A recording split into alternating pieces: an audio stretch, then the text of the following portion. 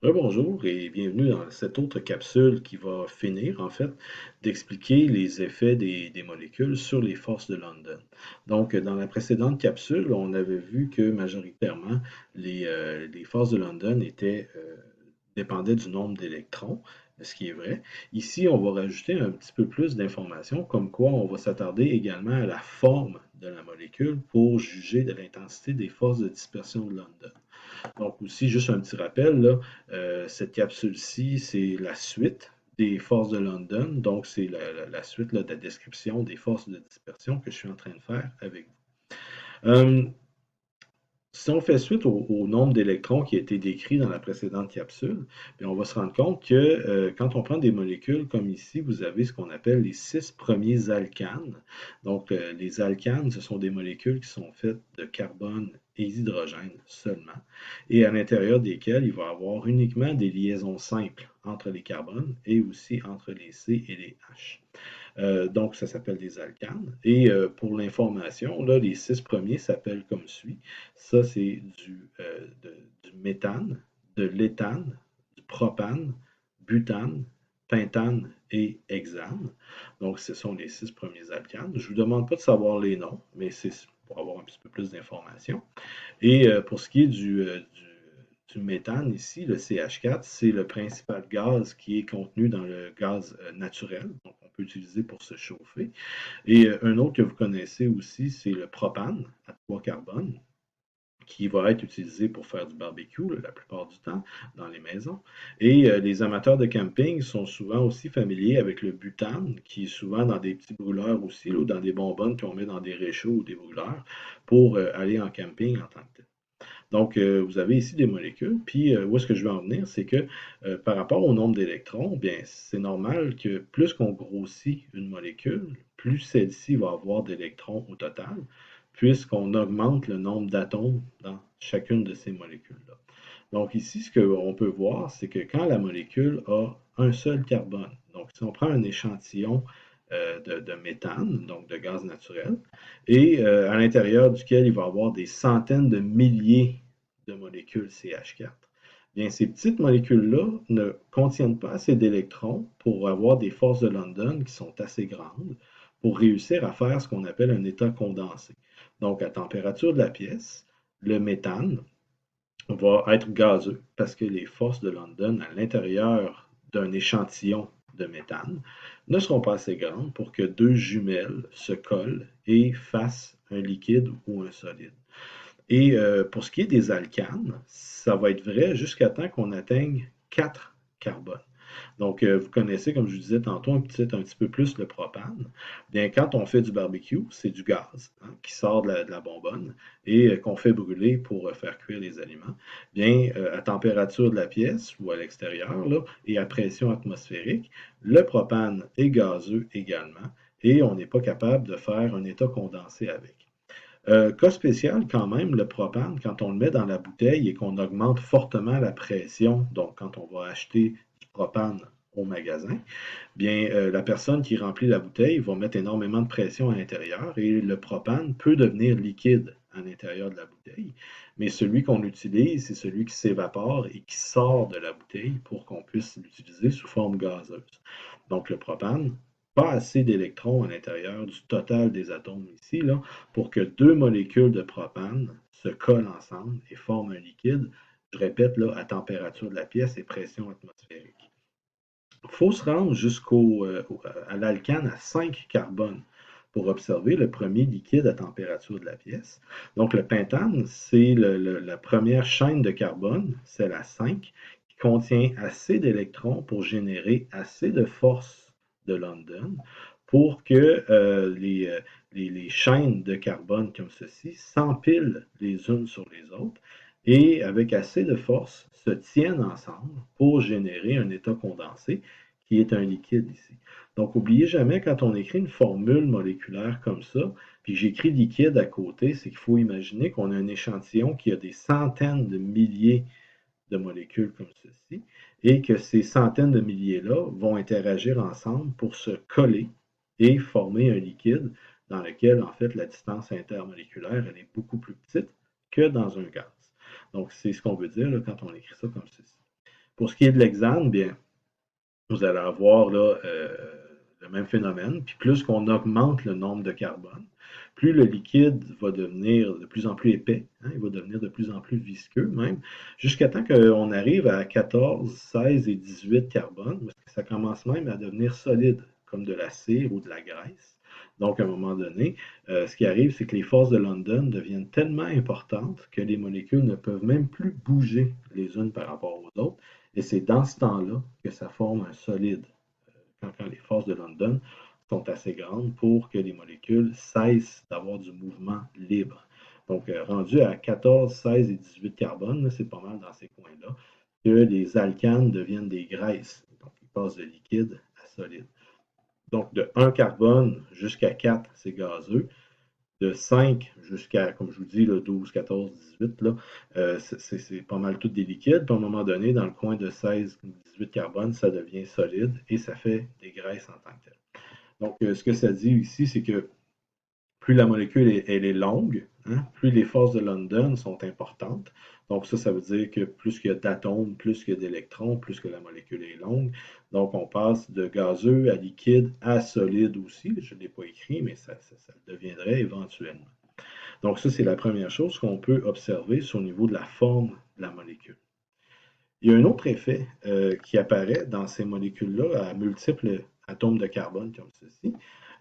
C'est que quand on prend, par exemple, une molécule à 4 carbones comme ça, bien, on peut dessiner une formule de Lewis ou une structure de Lewis à 4 carbones, un en arrière de l'autre. Okay, ça forme du butane comme ceci.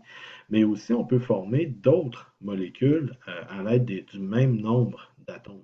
On n'est pas obligé de mettre les 4 carbones un en arrière de l'autre. On peut prendre 3 carbones et en rattacher un quatrième sur le deuxième, par exemple.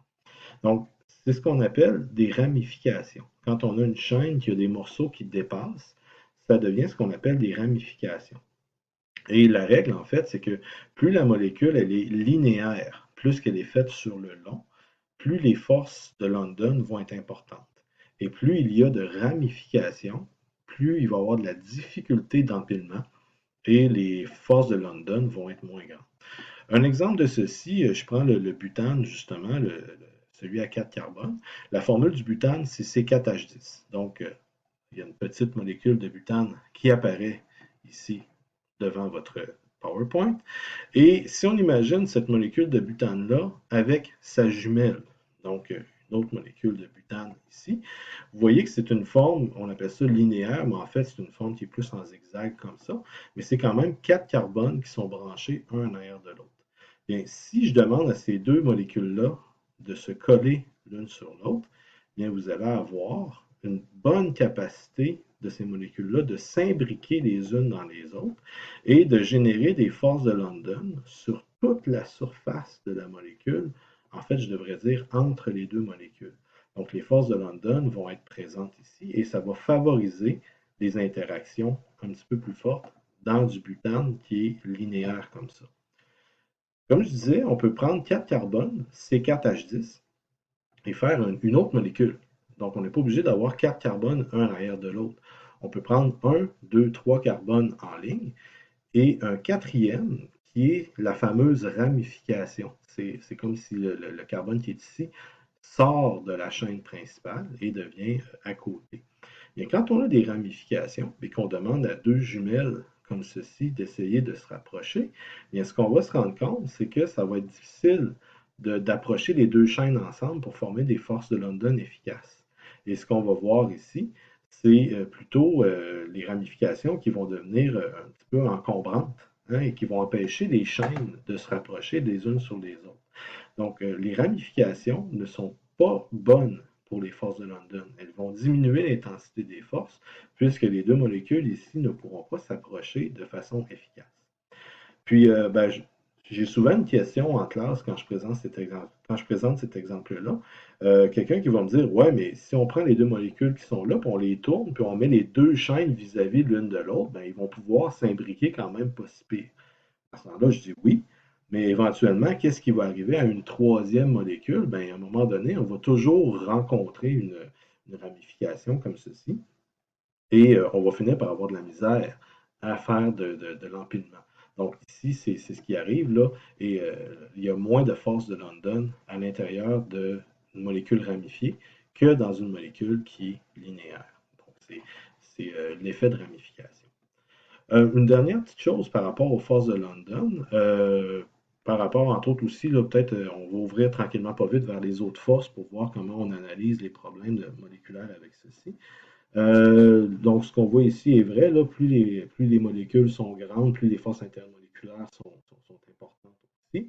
Et on va se rendre compte aussi que la présence d'une molécule avec une polarité non nulle, comme par exemple le OH ici, génère de la polarité vers la droite, bien, ça va nous donner une plus grande force intermoléculaire. Ce qu'on va voir, c'est que les forces vont s'additionner les unes avec les autres.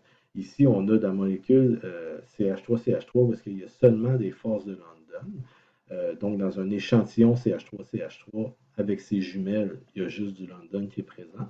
Alors que CH3-CH2OH, bien, le OH qui est là fait qu'il va avoir une attirance marquée vers ses jumelles qui est beaucoup plus grande qu'entre les jumelles de CH3-CH3.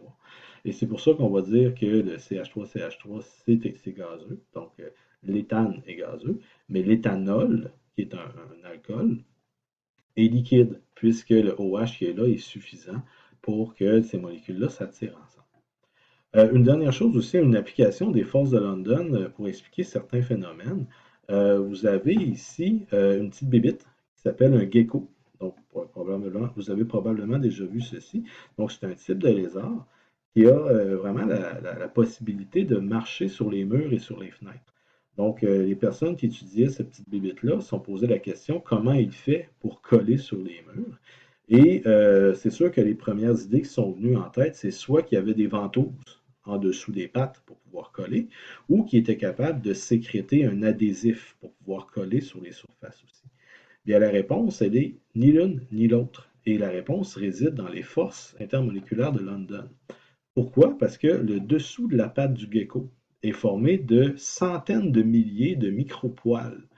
Puis ces poils-là sont faits de molécules, naturellement, qui contiennent des électrons et qui, chacun des micropoils, est capable de générer des forces intermoléculaires de type London entre la pâte et la surface sur laquelle la pâte est posée.